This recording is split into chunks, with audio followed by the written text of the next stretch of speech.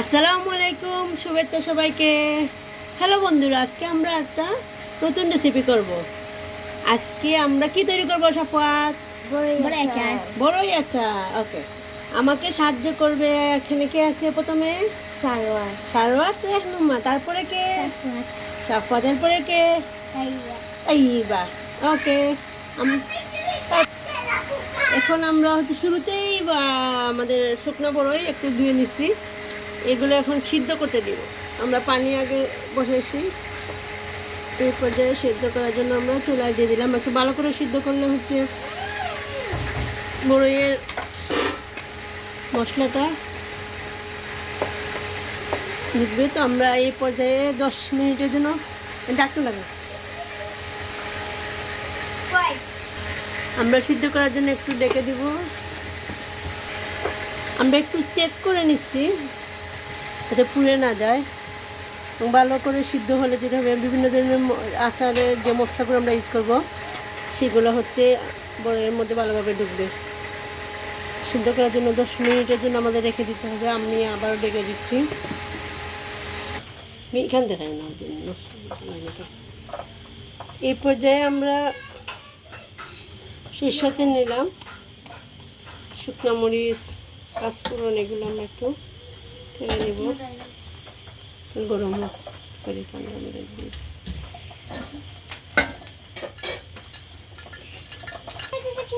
আমরা এই পর্যায়ে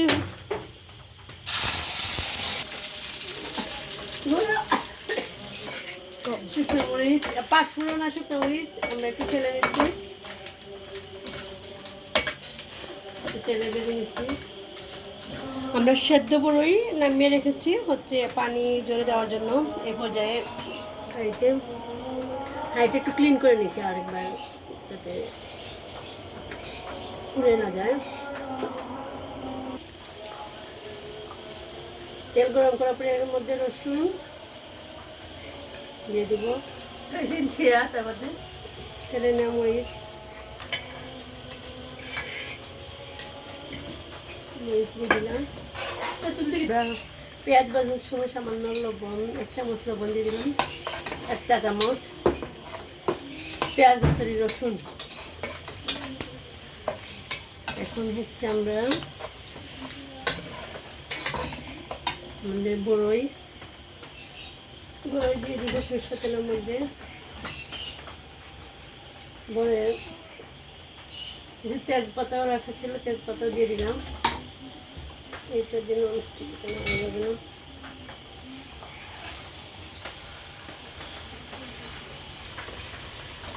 এই পর্যায়ে একটু আচারের মশলা, পাঁচফোড়ন যেহেতু আমরা করি নাই, গ্রাইন্ড করি নাই, এই জন্য অর্ডার না করে আমরা রেডিমেড আচারের মশলা, তো স্বাদ ভালো হয়েছে।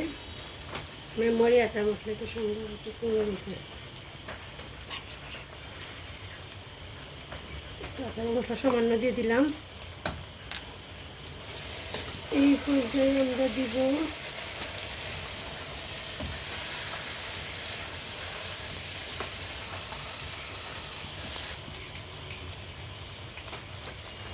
আচারের স্বাদ বাড়ানোর জন্য আমরা একটু সামান্য বিট লবণ, যেহেতু লবণ আগে দেওয়া আছে তাই আমরা অ্যাভয়েড করবো বেশি লবণ দেওয়া।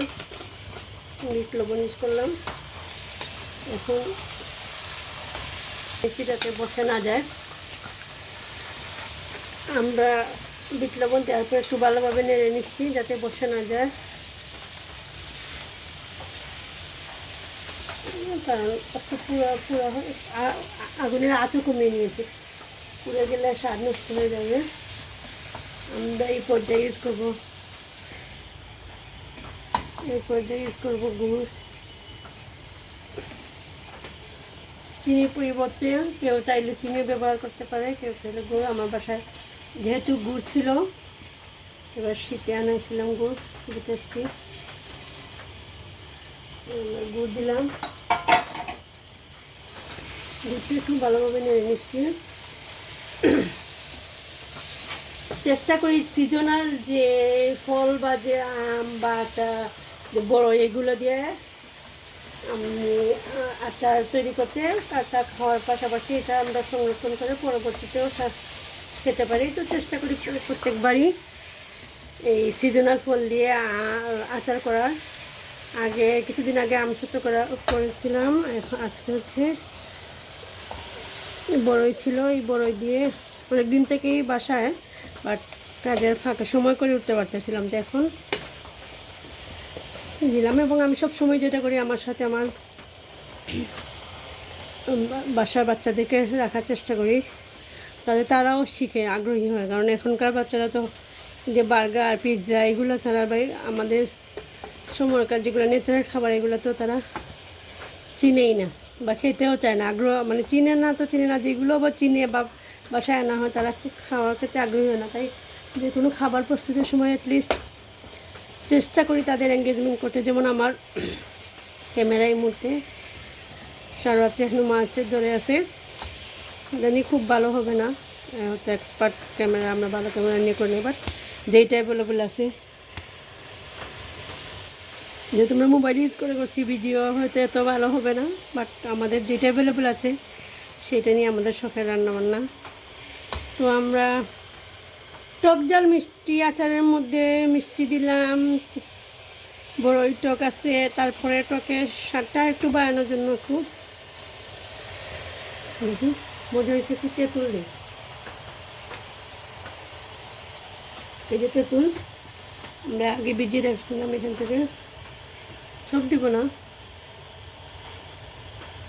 বাড়তি কোনো পানি ব্যবহার করবো না, স্টক হয়ে যায় কিনা।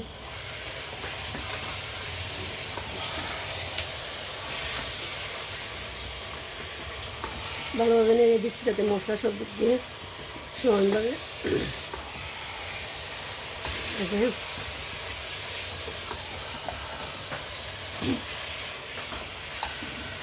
লবণ সবই দেওয়া হয়েছে। আমরা এই পর্যায়ে সিরকা দিব, সিরকা দিলে হচ্ছে আচার সংরক্ষণ করতে সুবিধা হয়।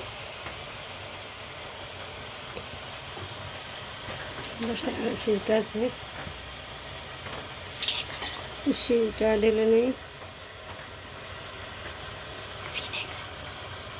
সিরকা যেটা হচ্ছে ভিনেগার হিসেবে প্রচুর যেটা চিনে, তো আমি ভিনেগার বা সিরকা ইউজ করছি।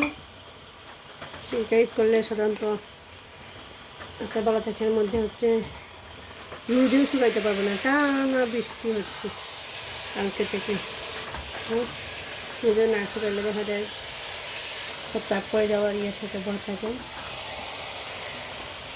এই তো আমাদের মোটামুটি আচার রান্না শেষ। আমাদের সাথে যারা আছো তাদের সবাইকে ধন্যবাদ জানাচ্ছি, আর যারা দেখছেন তাদেরও ধন্যবাদ।